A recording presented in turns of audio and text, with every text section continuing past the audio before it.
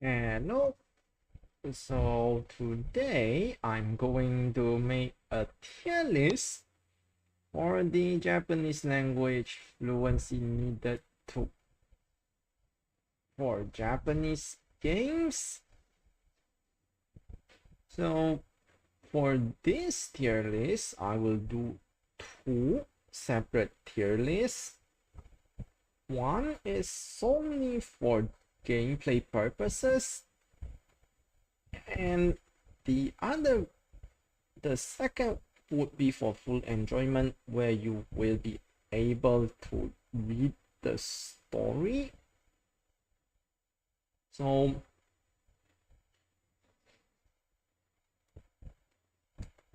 and of course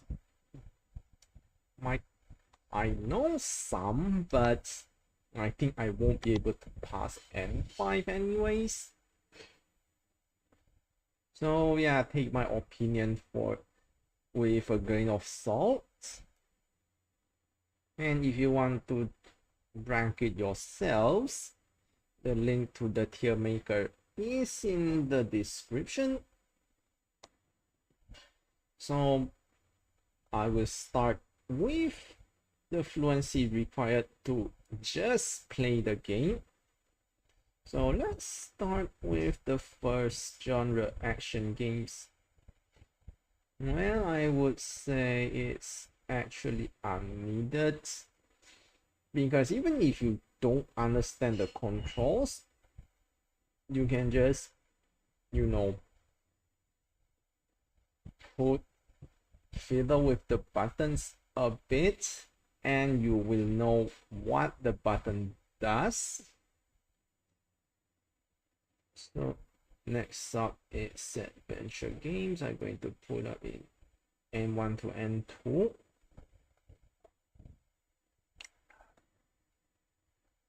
Yeah, by the way, if you are curious about N1 to N5, that refers to JLPT, which is short for Japanese Language Proficiency Test, which is a standardized test to measure the language understanding of a person.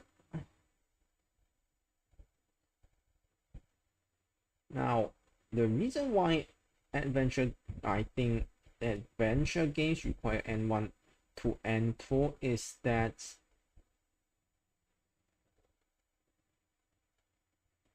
the gameplay often ties with the story, and without good understanding of both, you will find it hard to proceed.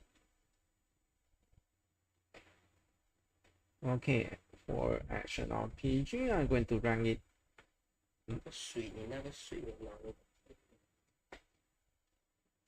So for action RPGs, I'm going to put it on N3, because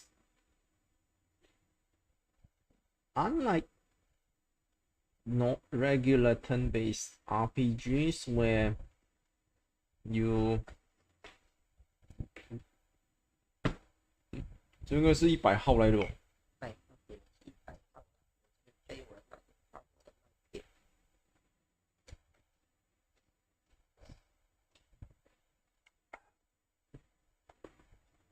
So unlike turn-based RPGs, which I will rank later on, to purely the language requirements is slightly lesser, because you can just mash the buttons to figure out the controls, but the deeper systems, yeah, that will require some language fluency, or at least to understand what you are supposed to do next. It's role-playing game after all. Now, next is digital board game. So for the purpose of this channel, digital board game games refer to card things like card games and digitized tabletop games, and this involves intricate systems that requires high level of understanding of the language to understand the systems, even though the controls are often quite simplified. At most you just, there won't be much text involved in the controls. Mostly they are just mouse operated and you can just click around, but to understand the systems behind the gameplay, yeah, that's where the fluency kicks in. So for first person shooters, I would say unneeded, because we know the controls are more or less standardized. WASD for movement, left click to shoot, right click to zoom, and maybe some additional buttons for other extra functions.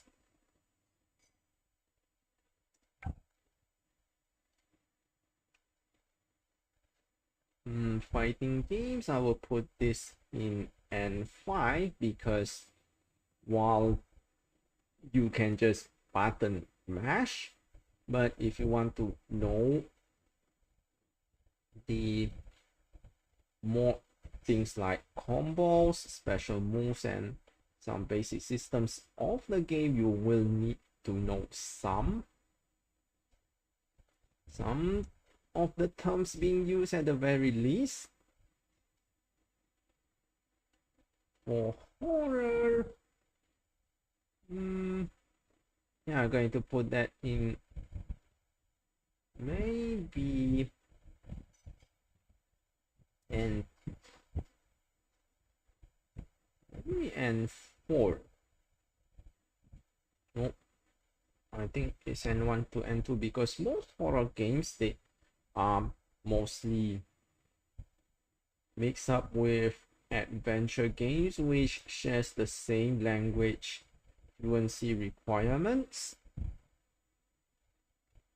Next up, for kinetic novels, is unneeded because due to its linear nature, the only controls that you have are just mouse or keyboard controls to move forward, move along the text, move backward, showing logs, save and load, and those things often, if you are playing, say, games made using Tyranno Builder, the user interface are often in English, so even that barrier is eliminated most of the time.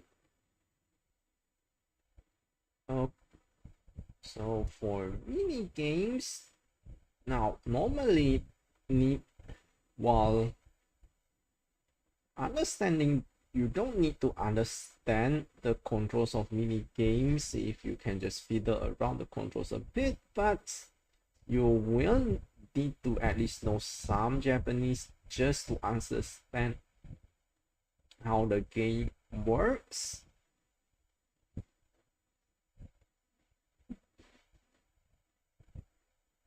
The same goes to puzzle games, but generally speaking, puzzle games often involves some harder language, so if you only have minimal understanding, you might not be able to understand how to proceed. So for racing games, yeah, you don't need to, because, well, it's just moving your car around.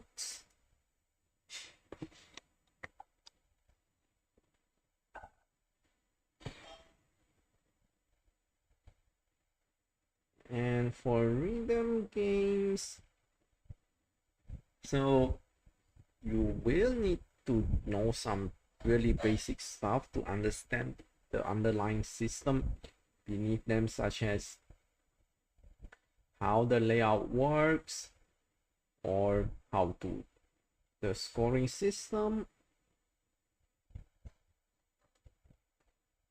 So for turn-based RPGs, you will is similar to adventure games that in that the gameplay and the storyline are often intertwined a lot. So if you don't understand the story, you will not be able to know how to proceed with a game. And I think the systems in, at least in action RPGs, you can move around and just execute things by fiddling the buttons, but with normal RPGs you will need to know you don't have that wiggle room. So I ran RPG as require N1 to N2. So real-time strategy, I'll put in N3. So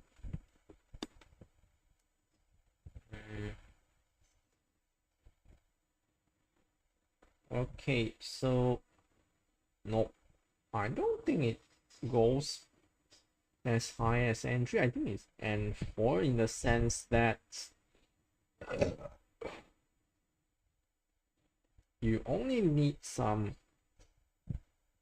I would say, intermediate understanding to just to know the systems, and the controls are also pretty much simplified. Most of them are using mouse control, so you don't to select, deselect and all that.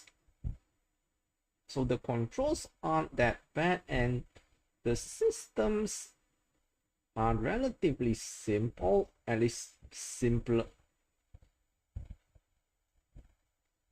I won't call that simpler than action RPGs, but action RPGs have story link story with gameplay in a tighter way than real-time strategy. So on that regard, yeah, real-time strategy doesn't exactly require entry, and N4 should be sufficient. Then for simulation games, yeah, I put this on entry because generally speed based on what I have played, they are more or less similar to real-time strategy, but at least with real-time strategy you can just fiddling around, but with simulation games you don't really have room to do so. And the systems for simulation games tend to be more complicated than real-time strategy as well. So okay, so for strategy RPGs, if you most of the time the terms are used are more or less the same. So once you memorize the common terms for one, you can pretty much play others with relatively less difficulty, especially if you just stick to games made using SRPG Studio, since it's a big kind of like RPG maker where a lot of the things are standardized unless the developer do take put forth effort to customize those things, which they often don't, for the benefit to make development easier, and also it also makes players not being able to play the game better because of the ease of access.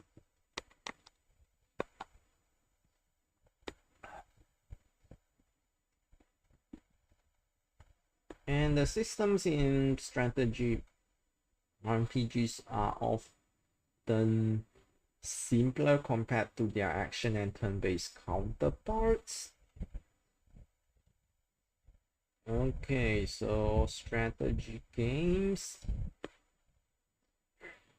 Oh, shooting games. Yeah, shooting games doesn't require any fluency whatsoever because one, the controls are standardized. One button for shooting, one button for bomb. Some games require might employ special moves or slowdowns. So you can just fiddle with the controls and you are ready to go. So for turn-based strategy, the systems from one to the other are often not differ, so you will need more language understanding of the language to play most of them. So third-person shooters is more or less unneeded because it's pretty much, and the rationale is the same as first-person shooters. And the last one is visual novel, which, and I think it deserves its own tier, but since I restricted myself with the GLPT, so, and it's pretty much word heavy, and the gameplay is, let's just say that the story is the gameplay, and you have to have really deep understanding of the story to advance the gameplay. Though for some games like the maker games by the Kopema often doesn't have that issue. So for players who want to experience visual novels without dealing with the language barrier, I recommend those. If you feel that kinetic novels have bare bones gameplay. So this is the tier list for just for the gameplay. Now for the next tier list, I won't reset the tier list because I'll just adjust things around, because these 5 genres that I have put for the purely gameplay aspects remains the same. It's the ones at the bottom that will be shifted up for full enjoyment. That means you can fully engage with the game, be it with the controls, the systems, and the story and the characters as well. So I'll start with entry. So if you account for the story, the tags are pretty much similar to role-playing games. For simulation game, there's not much the story to really talk about, and even if they do, they are often of the same fluency requirement as the gameplay system counterparts. For turn-based strategy, it's more or less the same with simulation games. So for puzzle games tend to have simpler story, and you don't really need to know much to enjoy the story as well. The same goes to real-time strategy. Now for strategy role-playing games, that's another story, because even though the systems are relatively simple, but the story tends to be just as intricate as their action and turn-based counterparts. So for fighting games, the story can be deeper than the controls, though they often don't use